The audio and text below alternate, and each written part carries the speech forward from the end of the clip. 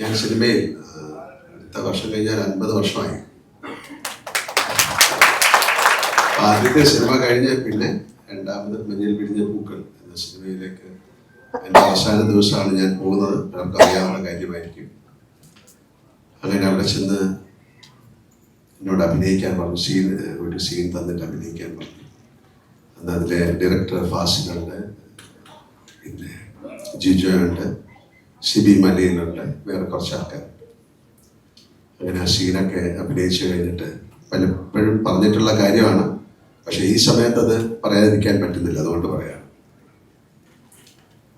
അത് കഴിഞ്ഞ് 10ലാണ് മാർക്ക് ഇടുന്നത്. 10 അല്ലെങ്കിൽ 100ലാണ് മാർക്ക് ഇടുന്നത്. അങ്ങനെ ഓരോരുത്തർ മാർക്ക് ഇട്ടു.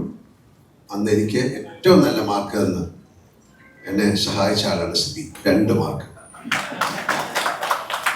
100ൽ 2 മാർക്ക് തന്നു. പക്ഷെ അദ്ദേഹം എനിക്ക് ഇക്കാലത്ത് 2 നാഷണൽ അവാർഡ് തന്നു. എൻ്റെ ആദ്യത്തെ നാഷണൽ അവാർഡ് കിരീടത്തിനായിരുന്നു, അന്നത്തെ സ്റ്റേറ്റ് അവാർഡ്. അതുപോലെ അടുത്തത് ഭരതം, അന്നും നാഷണൽ അവാർഡാണ്. അത് കഴിഞ്ഞ സ്റ്റേറ്റ് അവാർഡ്. ശരി, താങ്ക് യു സോ മച്ച്. അതായത് നമ്മൾ ഒരുപാട് നല്ല സിനിമകൾ ചെയ്യാൻ സാധിച്ചു. പിന്നെ സിനിമയുടെ പല മാറ്റത്തിലൂടെയൊക്കെ ഓരോരുത്തർ സഞ്ചരിക്കുന്നു. അതിൻ്റെതായിട്ടുള്ള മാറ്റങ്ങൾ സിനിമയിലുണ്ടാകും. അതിനെക്കുറിച്ച് ഇപ്പോൾ പറയുന്നില്ല. അതിലെ ഗാനം ഇത്രയും മനസ്സിൽ കൊള്ളുന്ന ഒരു ഗാനം. പിന്നെ മലയാളത്തിൽ ഒരുപാട് ഗാനങ്ങൾ ഉണ്ടായിട്ടുണ്ടെങ്കിൽ ഇപ്പോഴും ആ കണ്ണീർ പൂവിൻ്റെ കവിളിൽ തലോടി എന്ന് പറയുന്ന ആ ഗാനം എത്രയോ ആൾക്കാരുടെ ഹൃദയത്തിൽ ഇപ്പോഴും ഒരു ദിവസമെങ്കിലും ആ പാട്ട് കേൾക്കാതെ ആളുടെ മലയാളി ജീവിക്കാൻ പറ്റുമെന്ന് എനിക്ക് തോന്നുന്നില്ല. കൈതപ്രസാദ്, അത് നമുക്ക് പറയാൻ പറ്റുന്നില്ല. അമ്മയുടെ ഇമോഷൻസ്, ശ്രീകുട്ടൻ, എല്ലാവരെയും ഞാൻ ഓർക്കുന്നു. ഒരുപാട് സന്തോഷം. കാര്യം 37 വർഷം കഴിഞ്ഞിട്ട് നമ്മളൊരു സിനിമ വീണ്ടും റിലീസാകുക എന്ന് പറയുന്നതിൻ്റെ സന്തോഷമാണ്. പക്ഷെ ഇങ്ങനെ ഒരു സിനിമ സംഭവിക്കുക എന്ന് പറഞ്ഞാൽ ഏറ്റവും കൂടുതൽ ആഘോഷിക്കപ്പെടുകയും മനസ്സിൽ കൊണ്ട് നടക്കുകയും ചെയ്യുന്ന സിനിമ. എനിക്ക് എൻ്റെ ജീവിതത്തിലെ ആസ് ആൻ ആക്ടർ എനിക്ക് ഏറ്റവും ഇഷ്ടപ്പെട്ട സിനിമകളിലൊന്നാണ് കിരീടം. പറയേണ്ട കാര്യമില്ല. ഒരുപാട് പേർക്ക് സേതുമാധവൻ എന്ന് പറയുന്ന ആളുടെ ദുഃഖം ഞാനിപ്പം ഈയിടെ വീണ്ടും വന്നപ്പോഴാണ് അതിൻ്റെ ട്രെയിലർ കണ്ടത്. അപ്പം ഒരുപാട് കാര്യങ്ങൾ നമ്മുടെ മനസ്സിലേക്ക് കൂടിയെത്തി. ആൻഡ് ഏറ്റവും ഒരിക്കലും പറയാൻ പാടില്ലാത്ത ചില രഹസ്യങ്ങൾ ഉണ്ടെങ്കിൽ അത് നമുക്ക് ജഗദീഷിനോട് പറയാം. ഒരുപാട് കാര്യങ്ങളും ഞാൻ വേറെ എന്തോ കാര്യം പറയാൻ ഞാൻ പ്രാർത്ഥിച്ചുകൊണ്ടിരിക്കും. കുറച്ച് കൂടുതൽ പറയും. അങ്ങനെയൊന്നുമല്ല. ഒരു കാര്യം അവിടെ ഉണ്ടായിരുന്നത് അവിടെ വെച്ചു. അപ്പൊ ഇതിൻ്റെ അകത്ത് പോയപ്പോൾ ഇയാള് തന്നെ പോയിട്ട് 2 ഗ്ലാസ് എന്നിട്ട് അവിടുത്തെ മേശ പറഞ്ഞു വെച്ചു. അമ്മയെന്ന് അറിയില്ല, അതൊക്കെ ഞാൻ നോക്കും. അപ്പൊ അമ്മ ഇങ്ങനെ എന്തോ നടന്ന് അങ്ങോട്ട് പോയിട്ട് തിരിച്ചു, താൻ 2 ഗ്ലാസ് ഇവിടെ വെച്ചിരിക്കുന്നത് ഇതൊക്കെ അതിനകത്തോട്ട് പോയി. അപ്പോ ഗ്ലിസറിൻ ഇടാതെ കരഞ്ഞു എന്നൊക്കെ പറയുന്നത് സത്യമാണ്. പക്ഷെ എന്തെങ്കിലും നിങ്ങൾക്ക് ജീവിതത്തിൽ ഏറ്റവും ആരോടും പറയാൻ പാടില്ല എന്ന് പറയുന്ന രഹസ്യം ജഗദീഷിനോടും പിന്നെ പണിയം പിള്ളരാജോടും. എന്തായാലും ആ സൗഹൃദം എന്നും നിൽക്കുന്നു. കിരീടം മുന്നേ ആയാലും ഇപ്പൊ ഇതിന്റെ കാര്യം കിരീടം പാലം ഒരു സിനിമയുടെ പേര് ഇടുക എന്ന് പറയുന്ന അത്രത്തോളം ആ സിനിമയുമായിട്ട് ആ സ്റ്റേറ്റ് ബന്ധപ്പെട്ടിരുന്നു. കാര്യം ഇതൊരു ചുമ്മാ ഇടാൻ പറ്റില്ല, ഗവൺമെന്റ് അപ്രൂവലും കൂടെ. അതിലഭിനയിച്ച് എല്ലാവരെയും ഒരിക്കൽ കൂടി ഞാൻ ഓർക്കുന്നു. അതിന്റെ പുറകിൽ പ്രവർത്തിച്ച ആൾക്കാരെ ഓർക്കുന്നു. യോഗദാസിനെ പ്രത്യേകിച്ച്. And thank you, sir, once again for considering us and preserving this restoration as a big program. നമ്മളെ ഒരുപാട് വർക്ക്ഷോപ്പുകളൊക്കെ വന്നിട്ടുണ്ട്. സാറ് പറയായിരുന്നു, തീർച്ചയായിട്ടും നിങ്ങളുടെ ആരുടെങ്കിലും ഇത്തരം പോസ്റ്ററുകളോ പഴയ ഫോട്ടോസോ അങ്ങനെയുള്ള ഈ സിനിമകളിലുണ്ടെങ്കിൽ കൊടുത്തു കഴിഞ്ഞാൽ അപ്പം അതിൻ്റെ ടോട്ടൽ അതിൻ്റെ കോൺസെപ്റ്റൊക്കെ മാറി. ഇപ്പം പണ്ട് ഫിലിം ബോക്സുകളിൽ എവിടെയെങ്കിലും ഒക്കെ കൊണ്ടിടും, പിന്നെ അത് കളഞ്ഞു പോകും. പക്ഷെ അതൊക്കെ മാറി. എന്തായാലും താങ്ക് യു സോ മച്ച്. ഇതിൻ്റെ പുറകിൽ ബോഡി അദ്ദേഹത്തിന് ഒരു സ്പെഷ്യൽ താങ്ക്സ് പറയുന്നു. സരി ഓക്കെ. അല്ല, ഞാൻ ആരെങ്കിലും വിട്ടുപോയിട്ടുണ്ടെങ്കിലും വിജയകുമാറിന്റെ പേരിൽ ഞാൻ എല്ലാവർക്കും താങ്ക്സ് പറയുന്നു. Thank you so much. And ഇത് നല്ല സംഭവിക്കട്ടെ. ഇത് ഏറ്റവും കൂടുതൽ ആൾക്കാർ കണ്ട സിനിമയാണ്. പക്ഷെ അവർ കണ്ടത് വേറൊരു ഫോർമാറ്റിലാണ്. അത് ഒരു പുതിയ തിയേറ്റർ എക്സ്പീരിയൻസ് ആയിരിക്കും. ശ്രീമാധവന്റെ ദുഃഖത്തിലൂടെ ഒരിക്കൽ കൂടി സഞ്ചരിക്കാൻ സാധിക്കുക എന്ന് പറയുന്നത് ഒരുപക്ഷെ ഒരു പുതിയ അനുഭവമായിട്ട് മാറട്ടെ. Thank you so much. Wish you all A wonderful evening.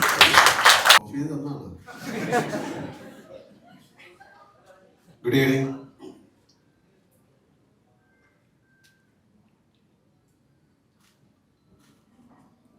മലയാളികൾ ഇത്രയധികം സെലിബ്രേറ്റ് ചെയ്യുന്ന ഒരു സിനിമ ഉണ്ടോ എന്ന് എനിക്ക് സംശയമാണ്.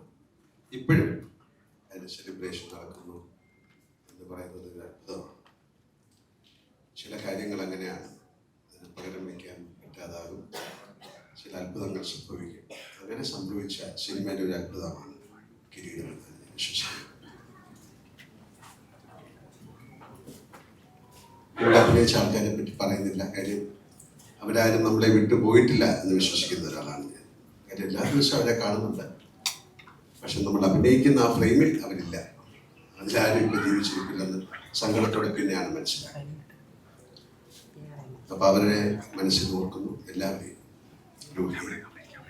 രോഹിയുടെ ഒരുപാട് സിനിമകൾ പിന്നെ എനിക്ക് ചെയ്യാൻ സാധിച്ചിട്ടുണ്ട്.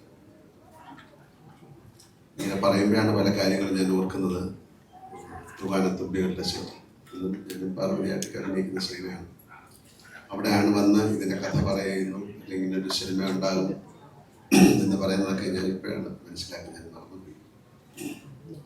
എല്ലാവരുമായിട്ടും വളരെയധികം സ്നേഹബന്ധം അതിപ്പോഴും തുടരുന്നു.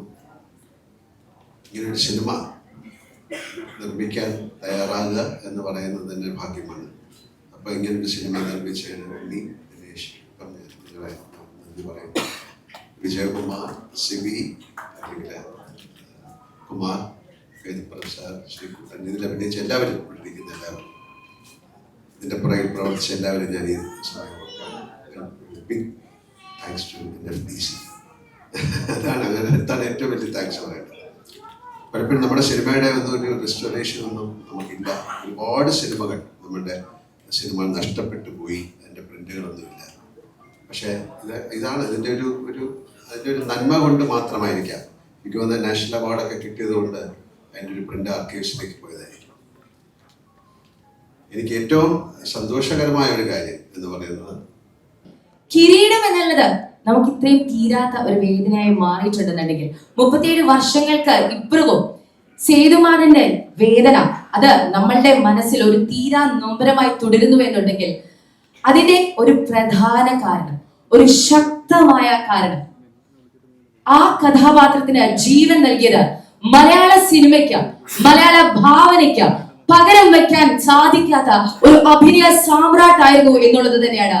മലയാള സിനിമയുടെ സ്വകാര്യ അഹങ്കാരം, ഇന്ത്യൻ സിനിമയുടെ അഭിമാനം, നമ്മൾ മലയാളികൾ ഓരോരുത്തരും നെഞ്ചോട് എന്നെന്നും ചേർത്ത് വച്ചിരിക്കുന്ന പേര്, ജീവിതത്തിലെ, ശരീരത്തിലെ, ആത്മാവിലെ, മനസ്സിലെ ഓരോ കോശാണുവിലും നിറച്ചു വച്ചിരിക്കുന്ന ആ ഒരു സ്നേഹത്തോടു കൂടി, ആ ഒരു ആരാധനയോട് കൂടി, ladies and gentlemen, let us put a thunderous round of applause for the one and only, the complete actor, our very own Lalettan.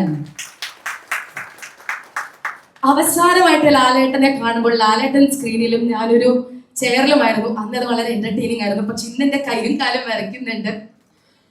Please join with us, ലാലേട്ട. Thank you so much. Thank you so much ലാലേട്ട. So yes, Kireedam അങ്ങനെ 37 വർഷങ്ങൾക്ക് ശേഷം ഈ July 3 തിയേറ്ററുകളിലേക്ക് എത്തുക.